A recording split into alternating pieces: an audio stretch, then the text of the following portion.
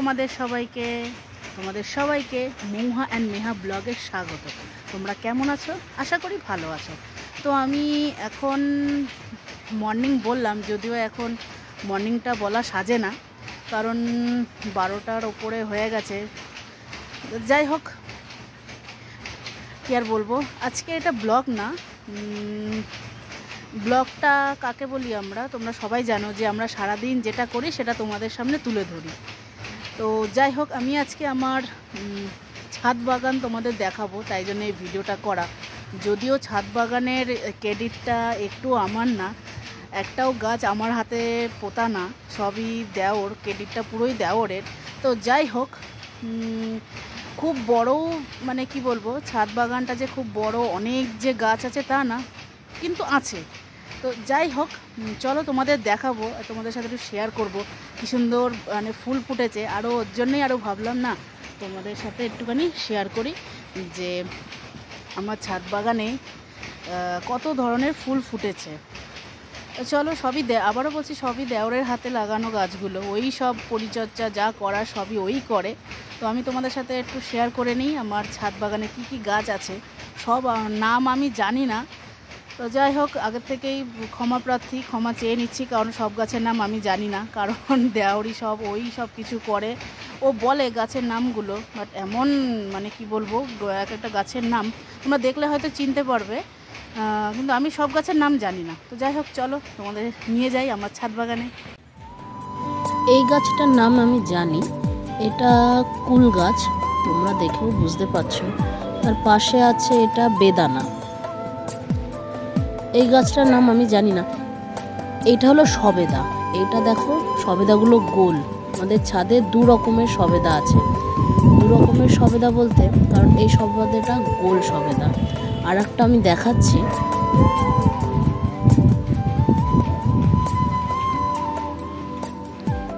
এখানে দেখো ছোট্ট একটা লেবু গাছ, কি সুন্দর 3-4টে আবার লেবুও হয়েছে।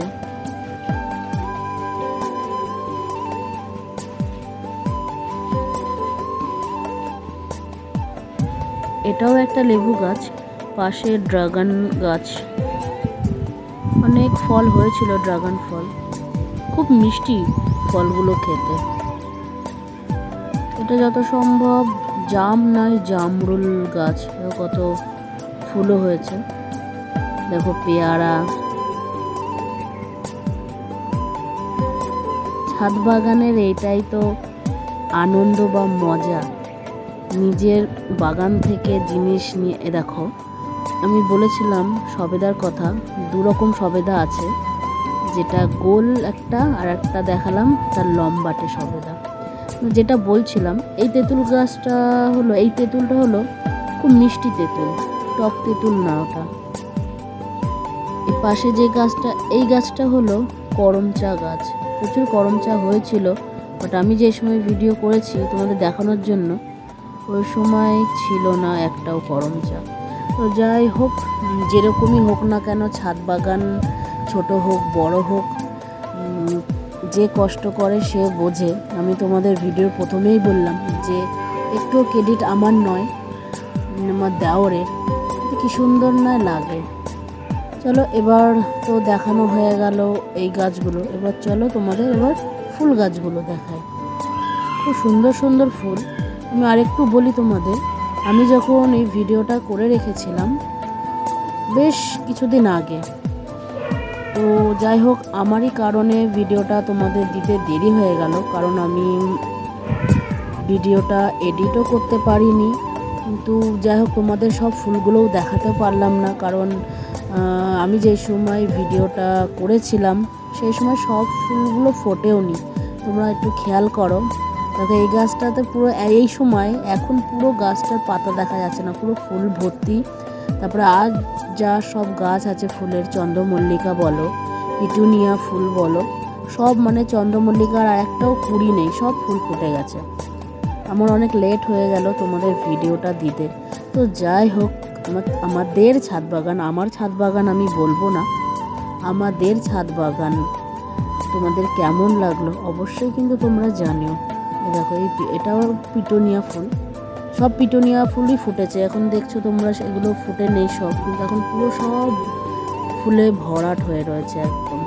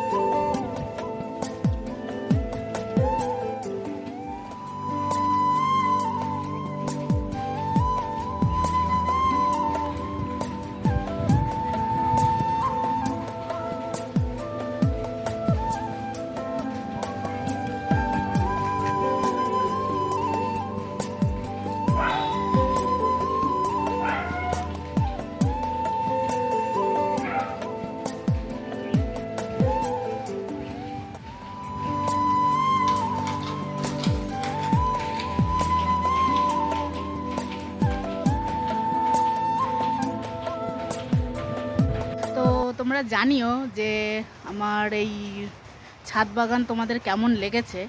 প্লিজ প্লিজ তোমরা কমেন্ট করে জানিও কোন ফুলটা কেমন লেগেছে তোমাদের, বা ছাদ বাগানটা কেমন লেগেছে। খুবই সুন্দর, ফুলের কালারগুলো তো সব তো যেমন দেখলে তোমরা, সব ফোটেনি ফুল, সব যখন ফুটবে তখন তো আরও মানে কি বলবো, আরও দারুণ লাগবে। তো যাই হোক, কালারগুলো সত্যিই খুবই সুন্দর।